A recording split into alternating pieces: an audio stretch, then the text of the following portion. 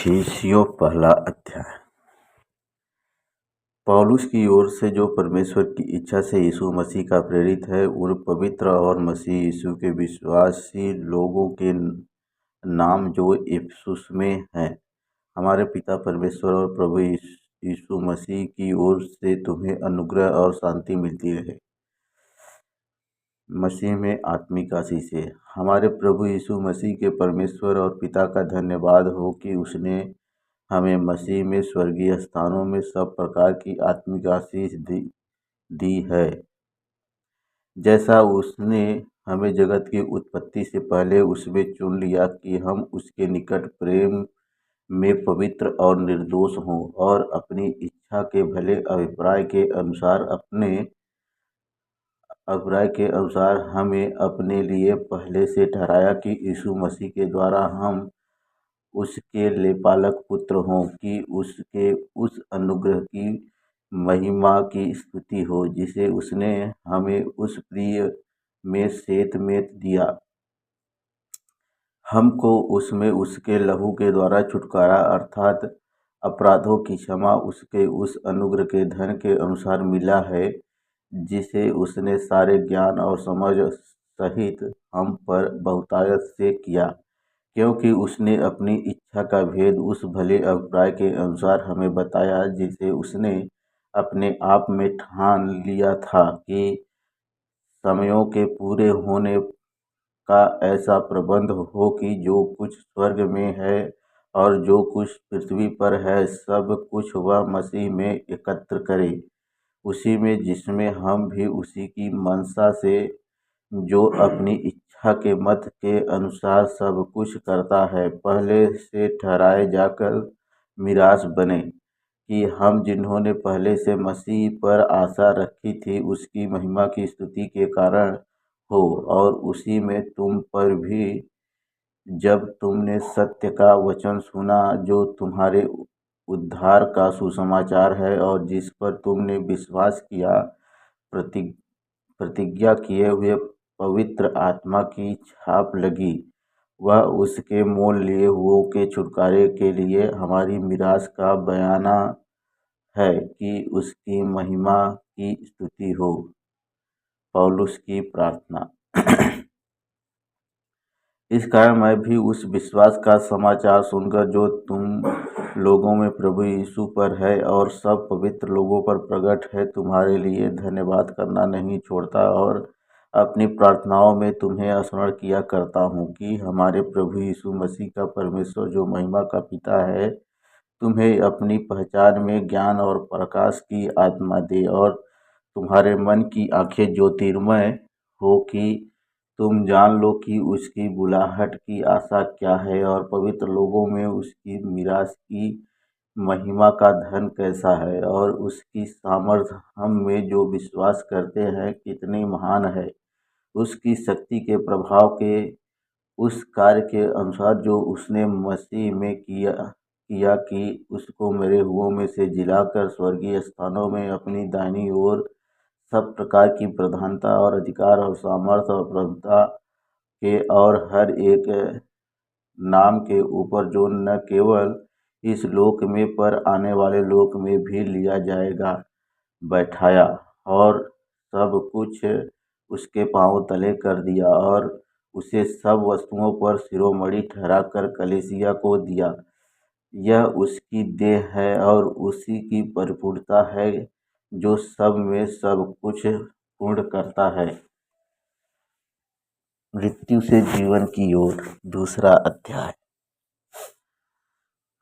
उसने तुम्हें भी जिलाया, जो अपने अपराधों और पापों के कारण मरे हुए थे, जिनमें तुम पहले इस संसार की रीति पर और आकाश के अधिकार के हाकिम अर्थात उस आत्मा के अनुसार चलते थे, जो अब भी आज्ञा न मानने वालों में कार्य करता है।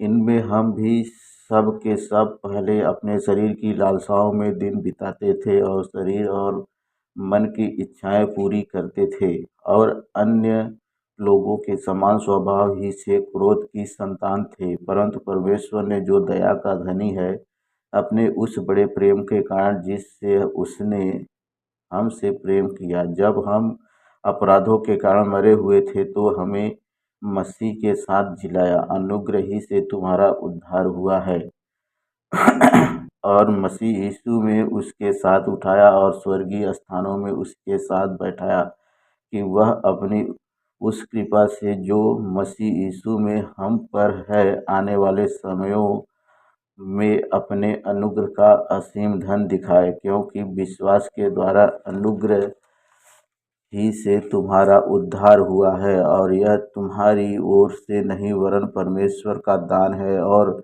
न कर्मों के कारण, ऐसा न हो कि कोई घमंड करे। क्योंकि हम उसके बनाए हुए हैं और मसीह यीशु में उन भले कामों के लिए सृजे गए जिन्हें परमेश्वर ने पहले से हमारे करने के लिए तैयार किया मसीह में एक।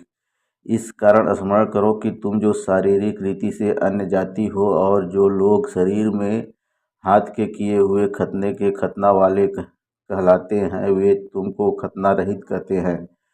तुम लोग उस समय मसीह से अलग और इसराइल की प्रजा के पद से अलग किए हुए और प्रतिज्ञा की वाचाओं के भागी न थे, और आशाहीन और जगत में ईश्वर रहित थे। पर अब मसीह यीशु में तुम जो पहले दूर थे, मसीह के लहू के द्वारा निकट हो गए हो। क्योंकि वही हमारा मेल है, जिसने दोनों को एक कर लिया और अलग करने वाली दीवार को जो बीच में थी ढा दिया, और अपने शरीर में बैर अर्थात वह व्यवस्था जिसकी आज्ञाएं विधियों की रीति पर थी मिटा दिया, कि दोनों से अपने में एक नया मनुष्य उत्पन्न करके मेल करा दें, और क्रूस पर बैर को नाश करके उसके द्वारा दोनों को एक देह बनाकर परमेश्वर से मिलाए। उसने आकर तुम्हें जो दूर थे और उन्हें जो निकट थे, दोनों को मेल मिलाप का सुसमाचार सुनाया। क्योंकि उसी के द्वारा हम दोनों की एक आत्मा में पिता के पास पहुँच होती है। इसलिए तुम अब विदेशी और मुसाफिर नहीं रहे, परंतु पवित्र लोगों के संगी स्वदेशी और परमेश्वर के घराने के हो गए,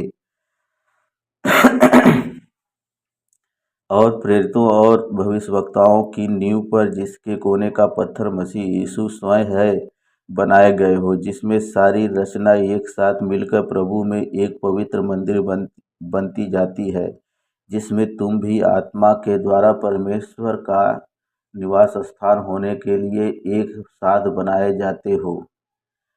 अन्य जातियों में पौलुस की सेवा। तीसरा अध्याय।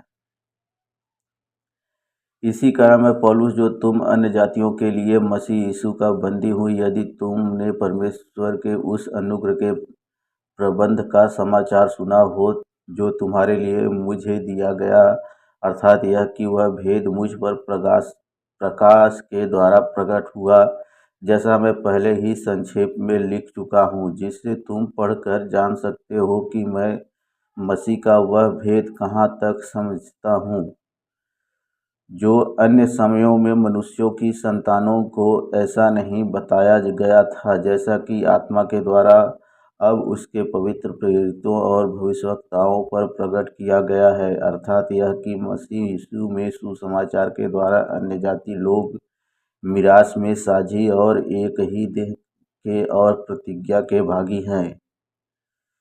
मैं परमेश्वर के अनुग्रह के उस दान के अनुसार जो उसकी सामर्थ्य के प्रभाव के अनुसार मुझे दिया गया, उस सुसमाचार का सेवक बना।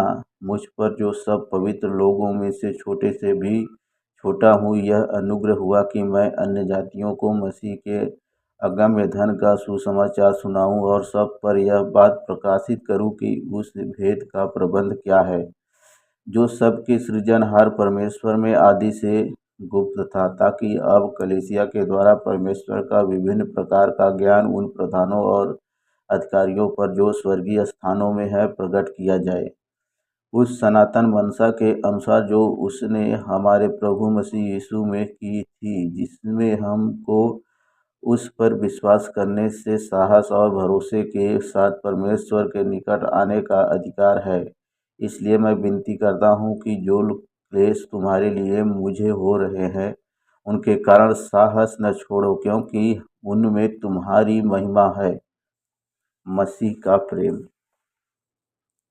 मैं इसी कारण उस पिता के सामने घुटने टेकता हूँ जिससे स्वर्ग और पृथ्वी पर हर एक घराने का नाम रखा जाता है, कि वह अपनी महिमा के धन के अनुसार तुम्हें यह दान दान दे, कि तुम उसके आत्मा से अपने भीतरी मनुष्यत्व में सामर्थ्य पाकर बलवंत होते जाओ, और विश्वास के द्वारा मसीह तुम्हारे हृदय में बसे, कि तुम प्रेम में जड़ पकड़कर और नेव डालकर सब पवित्र लोगों के साथ भली भांति समझने की शक्ति पाओ, कि उसकी चौड़ाई और लंबाई और ऊंचाई और गहराई कितनी है, और मसीह के उस प्रेम को जान सको जो ज्ञान से परे है, कि तुम परमेश्वर की सारी भरपूरी तक परिपूर्ण हो जाओ।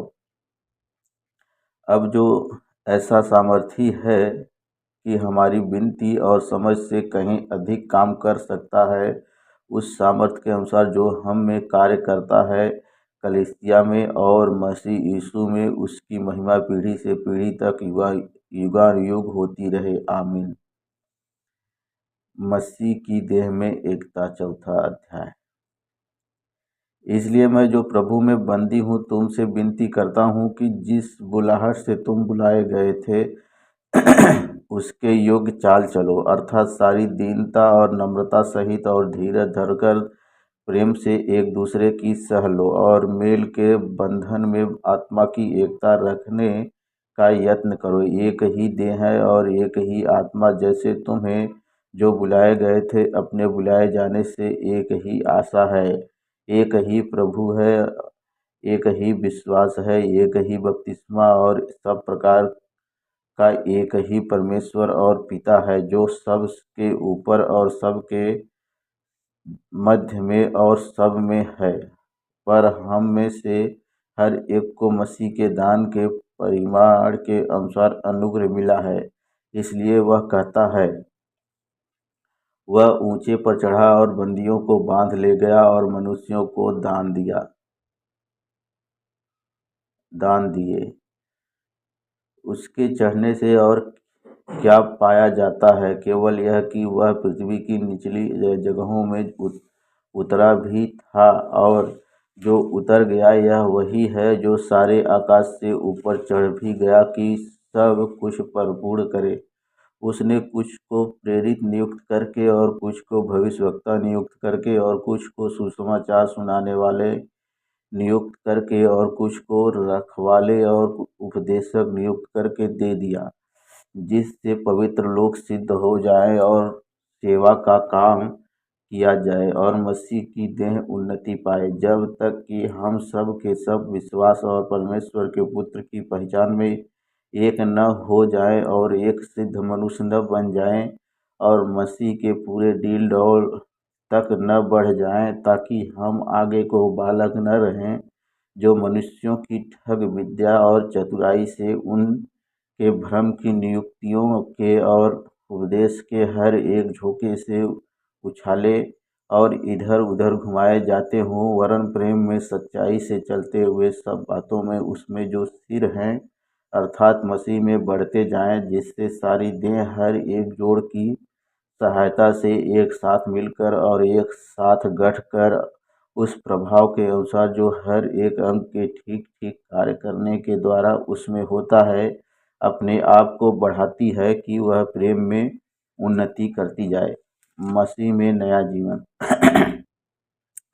इसलिए मैं यह कहता हूँ और प्रभु में आग्रह करता हूँ कि जैसे अन्य जाति लोग अपने मन की अनर्थ रीति पर चलते हैं, तुम अब से फिर ऐसे न चलो, क्योंकि उनकी बुद्धि अंधेरी हो गई है, और उस अज्ञानता के कारण जो उनमें है और उनके मन की कठोरता के कारण वे परमेश्वर के जीवन से अलग किए हुए हैं और वे सुन्न होकर लुचपन में लग गए हैं, कि सब प्रकार के गंदे काम लालसा से किया करें। पर तुमने मसीह की ऐसी शिक्षा नहीं पाई, वरन तुमने सचमुच उसी की सुनी, और जैसा यीशु में सत्य है उसी में सिखाए भी गए, कि तुम पिछले चाल चलन के पुराने मनुष्यत्व को जो भरमाने वाली अभिलाषाओं के अनुसार भ्रष्ट होता जाता है उतार डालो और अपने मन के आत्मिक स्वभाव में नए बनते जाओ और नए मनुष्यत्व को पहन लो जो परमेश्वर के अनुरूप सत्य की धार्मिकता और पवित्रता में सृजा गया है। इसी कारण झूठ बोलना छोड़कर हर एक अपने पड़ोसी से सच बोले, क्योंकि हम आप आपस में एक दूसरे के अंग है। क्रोध तो करो पर पाप मत करो। सूर्य अस्त होने तक तुम्हारा क्रोध न रहे और न शैतान को अवसर दो। चोरी करने वाला फिर चोरी न करे, वरन भले काम करने में अपने हाथों से परिश्रम करें, इसलिए कि जिसे प्रयोजन हो उसे देने को उसके पास कुछ हो। कोई गंदी बात तुम्हारे मुंह से न निकले, पर आवश्यकता के अनुसार वही निकले जो उन्नति के लिए उत्तम हो, ताकि उससे सुनने वालों पर अनुग्रह हो। परमेश्वर के पवित्र आत्मा को शोकित मत करो, जिससे तुम पर छुटकारे के दिन के लिए छाप दी गई है। सब प्रकार की कड़वाहट और प्रकोप और क्रोध और कलह और निंदा सब भरभाव समेत तुम से दूर की जाए। एक दूसरे पर कृपालु और करुणामय हो, और जैसे परमेश्वर ने मसीह में तुम्हारे अपराध क्षमा किए, वैसे ही तुम भी एक दूसरे के अपराध क्षमा करो। ज्योति के संतान बनो। 5वां अध्याय। इसलिए इसलिए प्रिय बालकों के समान परमेश्वर का अनुकरण करो और प्रेम में चलो, जैसे मसीह ने भी तुमसे प्रेम किया और हमारे लिए आ, अपने आप को सुखदायक सुगंध के लिए परमेश्वर के आगे भेंट करके बलिदान कर दिया, जैसा पवित्र लोगों के योग्य है। वैसा तुम में व्यभिचार और किस प्रकार के अशुद्ध काम या लोभ की चर्चा तक न हो, और न निर्लज्जता, न मूढ़ता की बातचीत की, न ठट्ठे की, क्योंकि ये बातें शोभा नहीं देती। वरन धन्यवाद ही सुना जाए, क्योंकि तुम यह जानते हो कि किसी व्यभिचारी या अशुद्ध जन या लोभी मनुष्य की जो मूर्ति पूजक के बराबर है, मसीह और परमेश्वर के राज्य में मिरास नहीं। कोई तुम्हें व्यर्थ बातों से धोखा न दे, क्योंकि इन्हीं कामों के कारण परमेश्वर का क्रोध आज्ञा न मानने वालों पर भड़कता है। इसलिए तुम उनके सहभागी न हो, क्योंकि तुम तो पहले अंधकार थे, परंतु अब प्रभु में ज्योति हो। अतः ज्योति की संतान के समान चलो, क्योंकि ज्योति का फल सब प्रकार की भलाई और धार्मिकता और सत्य है। और यह परखो कि प्रभु को क्या भाता है। अंधकार के निष्फल कामों में सहभागी न हो, वरन उन पर उलाहना दो, क्योंकि उनके गुप्त कामों की चर्चा भी लज्जा की बात है। पर जितने कामों पर उलाहना दिया जाता है, वे सब ज्योति से प्रकट होते हैं, क्योंकि जो सब कुछ को प्रकट करता है वह ज्योति है। इस कारण वह कहता है, हे सोने वाले, जाग और मुर्दों में से जी उठ, तो मसीह की ज्योति तुम पर चमकेगी। इसलिए ध्यान से देखो कि कैसी चाल चलते हो। निर्बुद्धियों के समान नहीं, पर बुद्धिमानों के समान चलो। अवसर को बहुमूल्य समझो, क्योंकि दिन बुरे हैं।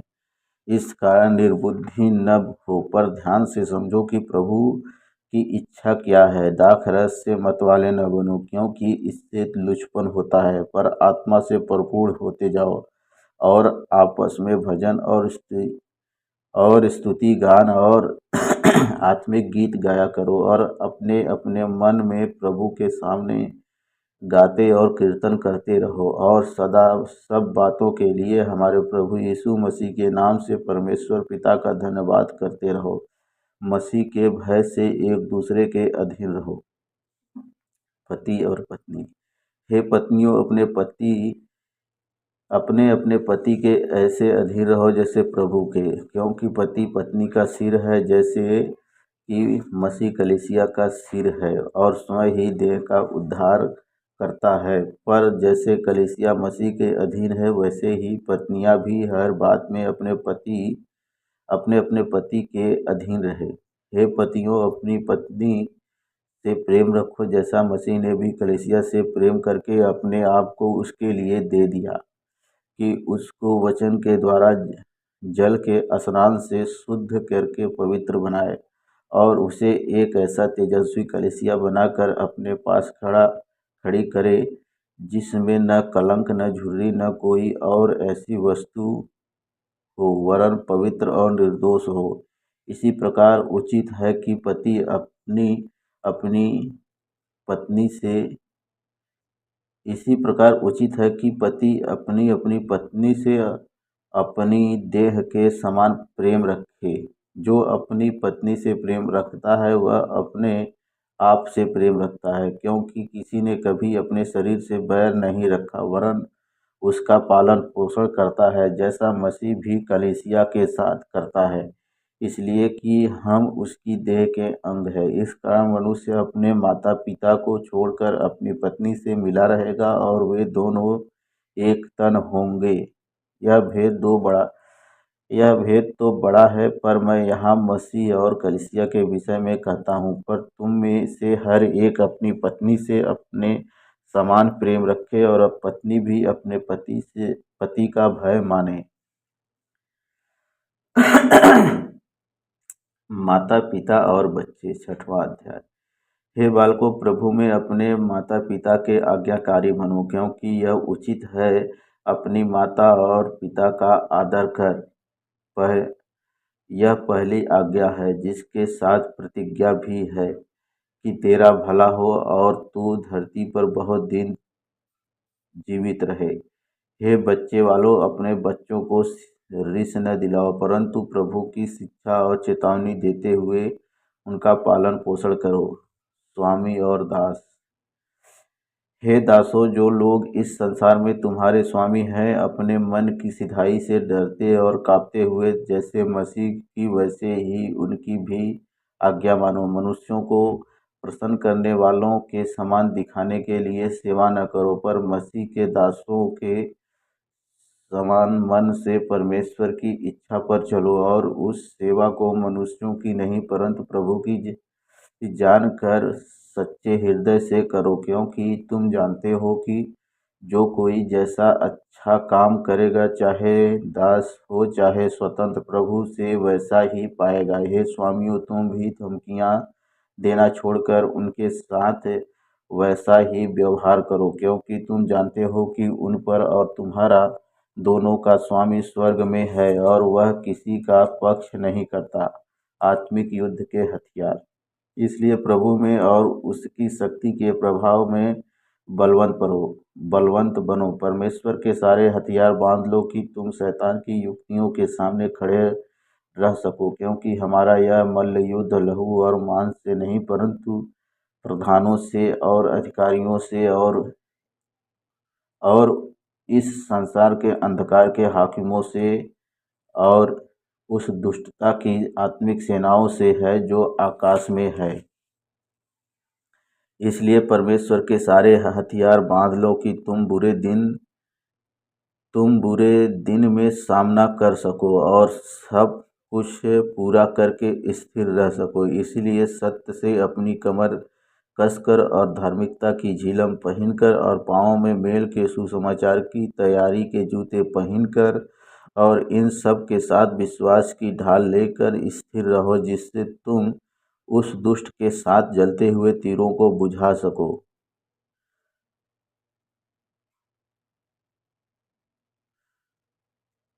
स्थिर रहो जिससे तुम उस दुष्ट के सब जलते हुए तीरों को बुझा सको और उद्धार का टोप और आत्मा की तलवार जो परमेश्वर का वचन है ले लो। हर समय और हर प्रकार से आत्मा में प्रार्थना और विनती करते रहो और इसीलिए जागते रहो कि सब पवित्र लोगों के लिए लगातार विनती किया करो और मेरे लिए भी, कि मुझे बोलने के समय ऐसा प्रबल वचन दिया जाए कि मैं साहस के साथ सुसमाचार का भेद बता सकूं, जिसके लिए मैं जंजीरों से जकड़ा हुआ राजदूत, और यह भी कि मैं उसके विषय में जैसा मुझे चाहिए साहस से बोलूं। अंतिम अभिवादन। तुखिकुस, जो प्रिय भाई और प्रभु में विश्वास योग्य सेवक है, तुम्हें सब बातें बताएगा कि तुम भी मेरी दशा जानो कि मैं कैसा रहता हूँ। उसे मैंने तुम्हारे पास इसीलिए भेजा है कि तुम हमारी दशा को जानो और वह तुम्हारे मनों को शांति दे।